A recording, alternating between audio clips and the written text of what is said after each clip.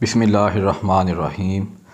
اگر ہم اپنے آج کے دور کی زندگی کا موازنہ کریں ماضی کی زندگی کے ساتھ تو ہمیں پتہ چلے گا کہ آج کے دور میں کچھ ایسی سہولیات ہیں جو ایک عام آدمی کے پاس اویلیبل ہیں اور ماضی کے ایک بادشاہ کے پاس بھی نہیں ہوتی تھی۔ جیسے مثال ہے کہ آپ کے گھر میں بے شمار ایسی الیکٹرک اپلائنسز ہوں گی۔ گرمیوں میں جب آپ کو گرمی لگتی ہے تو پنکھا یا اے سی آپ کے پاس اویلیبل ہوتا ہے۔ کچن میں عالی شان اور جدید قسم کے چولہے آپ کے پاس اویلیبل ہیں، بہت ساری مشینز آپ کے پاس اویلیبل ہیں، کپڑے دھونے کے لیے بہت ساری چیزیں اویلیبل ہیں، کپڑے سکھانے کے لیے، اس طرح بے شمار قسم کی رابطے کے لیے ہمارے پاس آج کے دور میں جدید موبائلز وغیرہ اویلیبل ہیں۔ پھر اگر ہم اپنے پاکستان کی بات کریں تو ماضی میں اگر ہم زیادہ پیچھے نہیں تو ہمارے دادا پردادا کے دور میں لوگوں کے پاس گندم وافر مقدار میں نہیں ہوتی تھی اور عموماً گندم کی روٹی نہیں کھائی جاتی تھی، بلکہ زیادہ تر لوگ جو کی روٹی کھاتے تھے۔ لیکن آج ہم میں سے زیادہ تر لوگوں کو پتہ بھی نہیں ہوگا کہ جو کی روٹی کا ٹیسٹ کیسا ہوتا ہے۔ اب ان ساری سہولیات کے باوجود آج کے دور میں لوگ زیادہ پریشان ہیں بنسبت ماضی کے۔ تو اس کی وجہ کیا ہے؟ آج کے دور میں اگر ہم دیکھیں تو زیادہ تر لوگوں کے ساتھ وہ مسائل نہیں ہیں جیسے ماضی میں ہوتے تھے۔ زیادہ تر لوگ، ہم میں سے زیادہ تر لوگ روزانہ کھانا کھاتے ہیں، رات کو فاقے کے ساتھ نہیں سوتے، زیادہ تر لوگوں کے پاس اپنے مکانات موجود ہیں، زیادہ تر لوگوں کے پاس گھر میں بنیادی سہولیات موجود ہیں، پہننے کے لیے لباس موجود ہے، لیکن اس کے باوجود ہم لوگ پریشان ہیں۔ تو اس کا مطلب کیا ہوا کہ ان پریشانیوں کی اصل وجہ ہماری خواہشات ہیں۔ اب یہ جو خواہشات ہیں اگر ہم کسی طرح سے ان سے آزادی حاصل کر لیں تو یقین کریں کہ ہماری زندگی بہت خوبصورت ہو سکتی ہے۔ ضروریات تو اللہ تعالیٰ سب کی پوری کرتا ہے، لیکن خواہشات کے پیچھے انسان ساری زندگی بھی لگا رہے تب بھی وہ پوری نہیں ہو سکتی۔ ایون اگر کسی بندے کے بعد بہت زیادہ مال آ جائے تب بھی خواہشات میں کے پیچھے لگنے سے وہ اپنی زندگی اور اپنی حالت کو برباد ہی کرے گا۔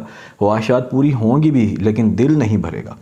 اب خواہشات سے بچنے کے لیے اگر ہم غور کریں کہ اگر ہم یہ سوچیں کہ آج سے 1000 سال بعد، دوبارہ اس پہ غور کریں کہ آج سے 1000 سال بعد اس بات سے بالکل کوئی فرق نہیں پڑے گا کہ آپ کس برانڈ کی گھڑی پہنتے تھے، آپ کا لباس کس برانڈ کا ہوتا تھا، آپ کے پاس سائیکل تھی یا اچھی موٹر بائک تھی، اور آپ کے پاس اچھی گاڑی تھی، مہنگی گاڑی تھی یا سستی گاڑی تھی، اور جب آپ گاڑی سے نکلتے تھے تو کس سٹائل کے ساتھ گاڑی کا دروازہ بند کرتے تھے۔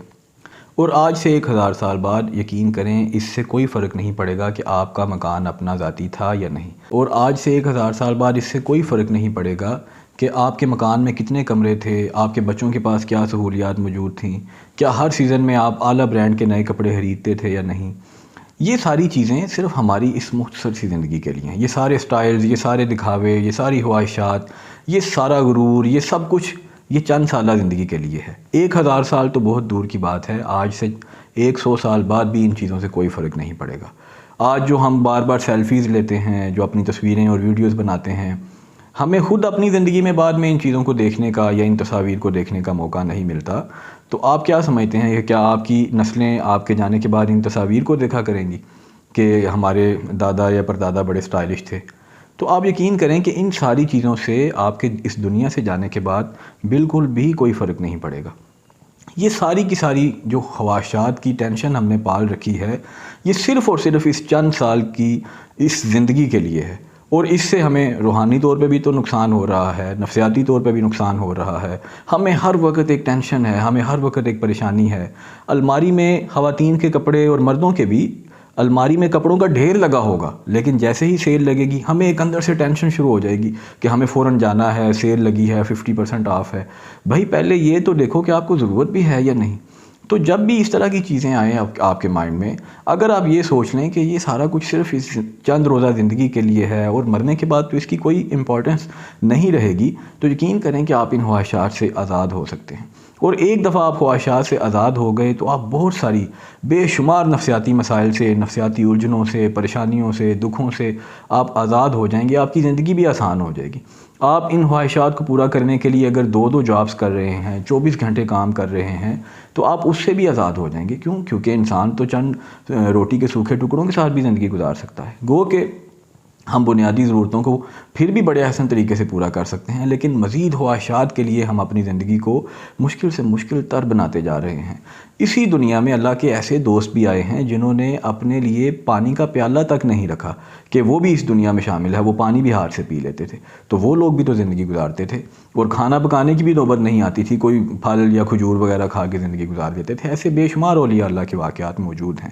تو ہمیں بھی اپنی زندگی کو آسان بنانے کے لیے اس طرف سوچنا چاہیے کہ یہ جو خواہشات کا سمندر ہم نے پال رکھا ہے، اس سے ہم کس طریقے سے جان چھڑائیں۔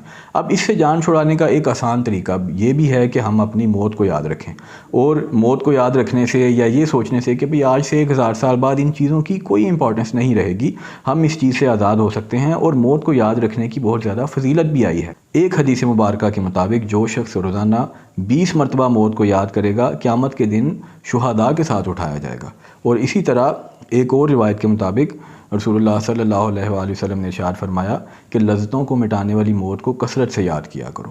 تو اگر ہم موت کو یاد رکھنے کے طریقے سے خواہشات کے چنگل سے آزاد ہو جائیں تو یہ ہماری دنیا اور آخرت دونوں زندگیوں کے لیے بہت بہتر ثابت ہوگا۔ بہت شکریہ، اللہ حافظ۔